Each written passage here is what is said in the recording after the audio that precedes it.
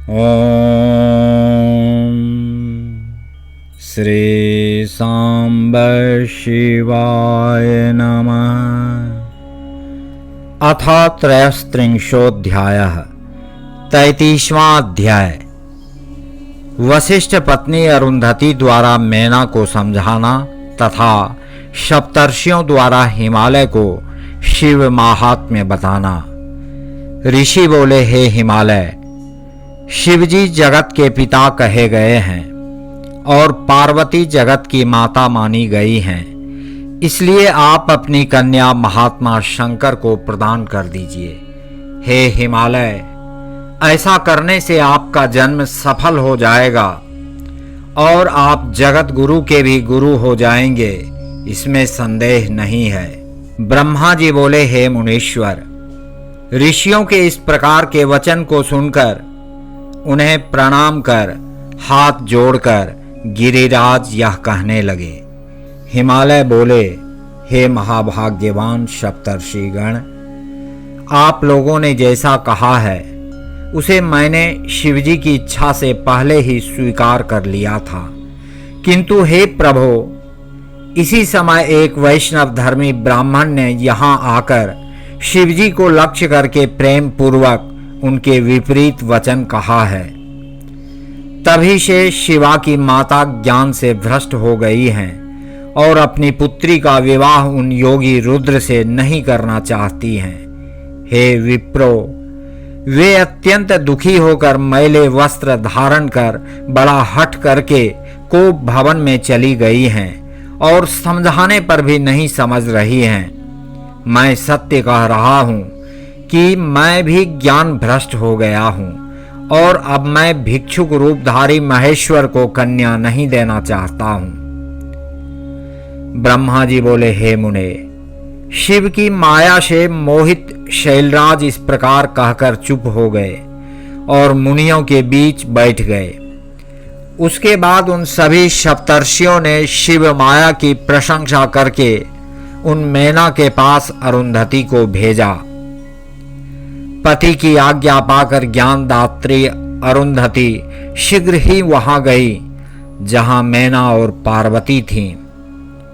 वहां जाकर अरुंधति ने शोक से मूर्छित होकर पृथ्वी पर सोई हुई मैना को देखा। तब उन पतिव्रता ने सावधानी पूर्वक हित कर वचन कहा। अरुंधति बोली, हे साध्वी मेनके, उठिए, मैं अरुंधति आपके घर आई हूं तथा कृपालु सप्तर्षिगण भी आए हुए हैं। ब्रह्मा जी बोले, अरुंधति का स्वर सुनकर शीघ्रता से उठकर महालक्ष्मी के समान तेजयुक्त अरुंधति को सिर झुकाकर प्रणाम करके मेनका कहने लगी। मैना बोली, अहो, आज हम पुण्यवानों का यह कितना बड़ा पुण्य है जो जगत के विधाता की पुत्र वधू एवं वशिष्ठ की पत्नी मेरे घर स्वयं आई हैं। हे देवी, आप किस लिए आई हैं उसे मुझसे विशेष रूप से कहिए। पुत्री पार्वती सहित मैं आपकी दासी के समान हूँ, आप कृपा कीजिए। ब्रह्मा जी बोले, जब मैना ने इस प्रकार कहा तब साध्वी अरुंधति उन्हें बहुत समझाकर प्रेम पूर्वक वहां गई जहां सप्तर्षिगण विराजमान थे। इधर वाक्य विशारद सभी महर्षिगण भी शिव के चरण युगल का स्मरण करके आदर के साथ गिरिराज को समझाने लगे। ऋषि बोले, हे शैलराज, आप हम लोगों का शुभ कारक वचन सुने। आप पार्वती का विवाह शिव के साथ कर दीजिए और संहारकर्ता शिवजी के ससुर बन जाइए। तारकासुर के वध के निमित्त ब्रह्मा जी ने इस विवाह को करने के लिए उन अयाचक सर्वेश्वर से प्रयत्न पूर्वक प्रार्थना की है। यद्यपि योगियों में श्रेष्ठ होने के कारण सदाशिव इस दार संग्रह कार्य के लिए उत्सुक नहीं हैं, किंतु ब्रह्मा जी के द्वारा बहुत प्रार्थना करने पर वे आपकी इस कन्या को ग्रहण करेंगे। आपकी कन्या ने भी शिवजी को वर रूप में प्राप्त करने हेतु बड़ा तप किया है, इसीलिए उन्होंने उसे वर दिया है। इन्हीं दो कारणों से वे योगेंद्र विवाह करेंगे। ब्रह्मा जी बोले। ऋषियों की यह बात सुनकर हिमालय हंस करके फिर कुछ भयभीत होकर विनय पूर्वक इस प्रकार कहने लगे। हिमालय बोले, मैं शिव के पास कोई राजोचित सामग्री नहीं देख रहा हूँ, न उनका कोई आश्रय और ऐश्वर्य ही दिखाई पड़ रहा है, और ना तो कोई उनका सगा संबंधी ही दिखाई पड़ता है। मैं अत्यंत निर्लिप्त योगी को अपनी पुत्री नहीं देना चाहता हूँ। आप लोग तो ब्रह्मदेव के पुत्र हैं, आप लोग ही निश्चित बात बताएं। यदि पिता काम, मोह, भय तथा लोभवश अपनी कन्या प्रतिकूल वर को प्रदान करता है तो वह नष्ट होकर नरक में जाता है। मैं स्वेच्छा से इस कन्या को शंकर को नहीं दूंगा। हे ऋषियों, अब जो उचित विधान हो उसे आप लोग करें। ब्रह्मा जी बोले, हे मुनीश्वर, हिमालय के इस प्रकार के वचन को सुनकर उन ऋषियों में वाक्य विशारद वशिष्ठ जी उनसे कहने लगे।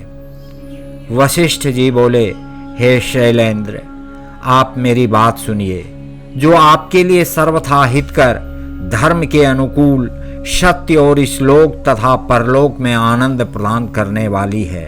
हे शैल, लोक एवं वेद में 3 प्रकार के वचन होते हैं। शास्त्र का ज्ञाता अपने निर्मल ज्ञान रूपी नेत्र से उन सबको जानता है। जो वचन सुनने में सुंदर लगे पर असत्य एवं अहितकारी हो, ऐसा वचन बुद्धिमान शत्रु बोलते हैं। ऐसा वचन किसी प्रकार हितकारी नहीं होता। जो वचन आरंभ में अप्रिय लगने वाला हो किंतु परिणाम में सुखकारी हो, ऐसा वचन दयालु तथा धर्मशील बंधु ही कहता है। सुनने में अमृत के समान, सभी काल में सुखदायक, सत्य का सार स्वरूप तथा हितकारक वचन श्रेष्ठ होता है। हे शैल, इस प्रकार 3 तरह के वचन नीति शास्त्र में कहे गए हैं। अब आप ही बताइए कि इन 3 प्रकार के वचनों में हम लोग किस प्रकार का वचन बोलें जो आपके अनुकूल हो। देवताओं के स्वामी शंकर जी ब्रह्म ज्ञान से संपन्न हैं, रजोगुणी संपत्ति से विहीन हैं। उनका मन तत्व ज्ञान के समुद्र में सदा निमग्न रहता है। ऐसे ज्ञान तथा आनंद के ईश्वर सदाशिव को रजोगुणी वस्तुओं की इच्छा किस प्रकार हो सकती है। गृहस्थ अपनी कन्या राज संपत्ति शाली को देता है। पिता यदि अपनी कन्या किसी दीन दुखी को देता है तो वह कन्या घाती होता है, अर्थात उसे कन्या के वध का पाप लगता है। हे हिमालय, कौन कहता है कि शंकर दुखी हैं, कुबेर जिनके दास हैं। वे शिवजी तो अपनी भंगिमा की लीला मात्र से संसार का सृजन और संहार करने में समर्थ हैं। वे निर्गुण परमात्मा परमेश्वर और प्रकृति से सर्वथा परे हैं। सृष्टि कार्य करने के लिए जिनकी 3 मूर्तियां ब्रह्मा, विष्णु एवं महेश्वर रूप से जगत की उत्पत्ति, पालन तथा संहार करती हैं। ब्रह्मा ब्रह्मलोक में रहते हैं, विष्णु क्षीर सागर में वास करते हैं और हर कैलाश में निवास करते हैं। ये सभी शिवजी की विभूतियां हैं। यह सारी प्रकृति शिवजी से ही उत्पन्न हुई है, जो 3 प्रकार की होकर इस जगत को धारण करती है। वह प्रकृति इस जगत में अपनी लीला से अंशावतारों तथा कलावतारों के रूपों में अनेक प्रकार की प्रतीत होती है। उनकी वाणी रूप प्रकृति मुख से उत्पन्न हुई हैं, जो वाणी की अधिष्ठात्री देवी हैं। उनकी लक्ष्मी रूप प्रकृति वक्षस्थल से आविर्भूत हुई हैं, जो संपूर्ण संपत्ति की अधिष्ठात्री हैं। उनकी शिवा नाम की प्रकृति देवताओं के तेज से प्रादुर्भूत हुई हैं, जो सभी दानवों का वध कर देवताओं के लिए महालक्ष्मी प्रदान करती हैं। ये ही शिवा इसके पूर्व कल्प में दक्ष की पत्नी के उदर से जन्म लेकर सती नाम से विख्यात हुई। दक्ष ने शंकर जी को ही दिया था, किंतु उस जन्म में पिता के द्वारा शिवजी की निंदा सुनकर उन्होंने अपने शरीर को योग के द्वारा त्याग दिया। वही शिवा अब इस समय आपके द्वारा मैना के गर्भ से उत्पन्न हुई हैं। हे शैलराज, इस प्रकार वे शिवा प्रत्येक जन्म में शिवजी की पत्नी रही हैं। वे प्रतिकल्प में बुद्धि स्वरूपा तथा ज्ञानियों की माता हैं। वही सिद्धा, सिद्धिदात्री एवं सिद्धि रूपिणी रूप से सदा प्रादुर्भूत होती हैं। शिवजी सती की अस्थि तथा उनकी चिता की भस्म उनके प्रेम के कारण स्वयं धारण करते हैं। इसलिए आप अपनी इच्छा से इस कल्याणी कन्या को शंकर के निमित्त प्रदान कीजिए, अन्यथा आप नहीं देंगे तो भी वह स्वयं अपने पति के पास चली जाएगी। वे देवेश प्रतिज्ञा करके और यह देखकर कि आपकी कन्या ने असंख्य क्लेश प्राप्त किए, तब ब्राह्मण का रूप धारण कर उसके तपस्थान पर गए थे और उसे आश्वस्त करके वर देकर अपने स्थान पर लौट आए। हे पर्वत, उसके प्रार्थना करने पर वे शिवजी आपसे शिवा को मांग रहे हैं। उस समय आप दोनों ने शिव भक्ति में निरत रहने के कारण उन्हें पार्वती को देना स्वीकार भी कर लिया। किंतु हे गिरीश्वर, अब आप दोनों की ऐसी विपरीत बुद्धि क्यों हो गई, इसे बताइए। जब सदाशिव पार्वती की प्रार्थना हेतु तुम्हारे पास आए थे और तुमने उसे अस्वीकार कर दिया, तब यहाँ से लौटकर उन्होंने हम ऋषियों को तथा अरुंधति को शीघ्र ही भेजा है। इसलिए हम लोग आपको उपदेश देते हैं कि आप इस पार्वती को शीघ्रता से रुद्र को प्रदान कीजिए। हे शैल, ऐसा करने से आपको महान आनंद की प्राप्ति होगी। हे शैलेंद्र, यदि आप इस शिवा को शिव के लिए अपनी इच्छा से नहीं देंगे तो भी भवितव्यता के बल से यह विवाह अवश्य ही होगा। हे तात, इन शंकर ने तप करती हुई इस शिवा को वरदान दिया है। ईश्वर की प्रतिज्ञा कभी निष्फल नहीं होती। जब ईश्वर के उपासक महात्माओं की प्रतिज्ञा कभी विफल नहीं होती, तो फिर सारे संसार के अधिपति इन ईश्वर की प्रतिज्ञा की बात ही क्या। जब अकेले महेंद्र ने लीला से ही पर्वतों के पंख काट डाले और पार्वती ने अकेले ही मेरू का शिखर ढहा दिया, तो उन सर्वेश्वर की प्रतिज्ञा कैसे निष्फल हो सकती है। हे शैलेंद्र, एक के कारण सारी संपत्ति का नाश नहीं करना चाहिए। यह सनातनी श्रुति है कि कुल की रक्षा के लिए एक का त्याग कर देना चाहिए। हे शैलेश्वर, पूर्व काल में अनरण्य नामक राजेश्वर ने अपनी कन्या ब्राह्मण को देकर उसके शाप के भय से अपनी संपत्ति की रक्षा की थी। ब्राह्मण के शाप से भयभीत हुए उस राजा को नीति शास्त्र के ज्ञाता गुरुजनों ने एवं श्रेष्ठ बंधुओं ने समझाया था।